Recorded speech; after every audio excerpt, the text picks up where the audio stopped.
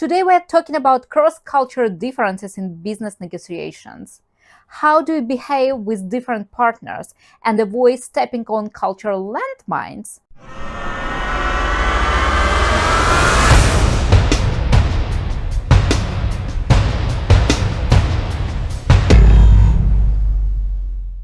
In business, we often talk about strategy, profitability, and sales funnels.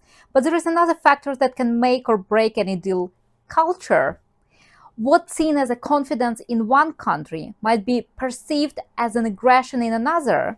What works perfectly in Poland or the Baltics might completely miss the mark in Japan, Saudi Arabia, or South Korea. My name is Yuliia Solovyeva. I help companies scale, enter new markets, and build profitable export strategies.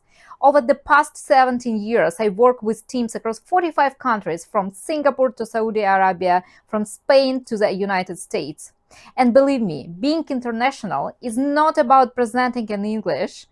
It's about understanding the context in which your counterparty lives and works. One of my clients, a European company that manufactures precision equipment, was entering the Japanese market. We knew that Japanese business culture is built on trust, stability, and mutual respect, not aggressive sales. Before the first meeting, we conducted a full audit of their presentation and completely adapted it to the local context.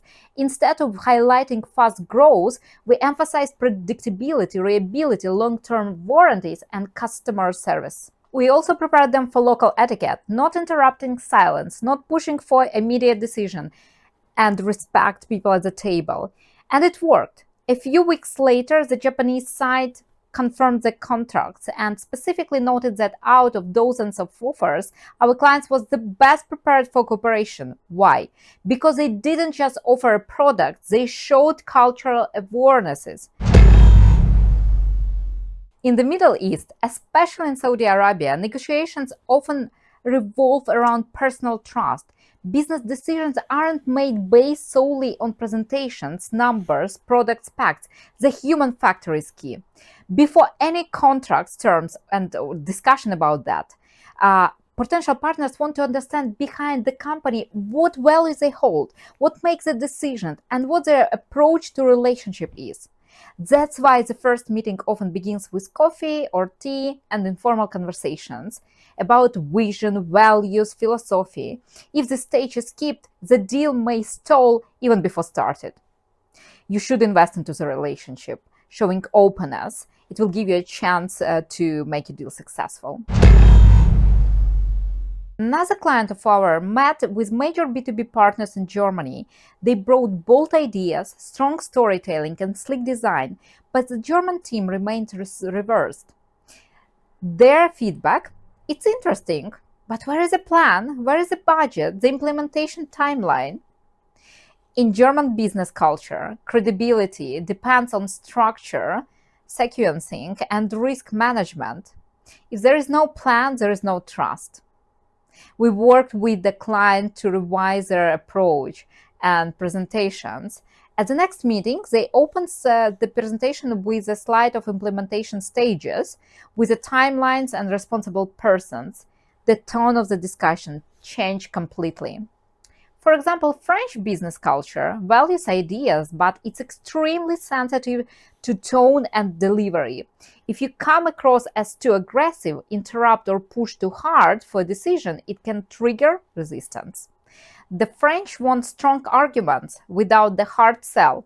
They listen, discuss, and decide calmly. In one case, a representative from another country tried to close the deal on the spot and ended up losing it. What's seen as a confidence in the US may come off a pressure in France. Takeaway: give them space and don't interrupt. It might seem like a small thing, but it can really irritate. So, what works in cross-cultural negotiations? Prepare for country, learn its business etiquette, pay attention to nuances, pauses, gestures, titles, and forms of address. Don't project your norms into others. They may work against you. Be careful with the business gifts. In many countries, accepting gifts is strictly regulated, either with a low value limit or a full ban. In our practice, we always ask in advance. We would love to send a small token of appreciation. Would that be appropriate? And if so, where can we send it? This way, you'll know whether gifts are allowed and in what form. Often, companies respond with a clear value limit, for example, under 50 euros, 100 euros, or suggest alternatives. And remember, in some cultures, a gift shows respect, in others, it might raise ethical concerns. Without understanding this context, you might unintentionally create tension. Be careful with that, please. When in doubt, consult with someone local or a regional expert. So, remember, business is global, but trust is always local. Now it's your turn. Share in the comments which cultures have you negotiated with, where these moments when things went wrong, or when cultural awareness helped you to win the trust. I'll read every comment and your story might just inspire the next video. Thank you for watching and see you next time.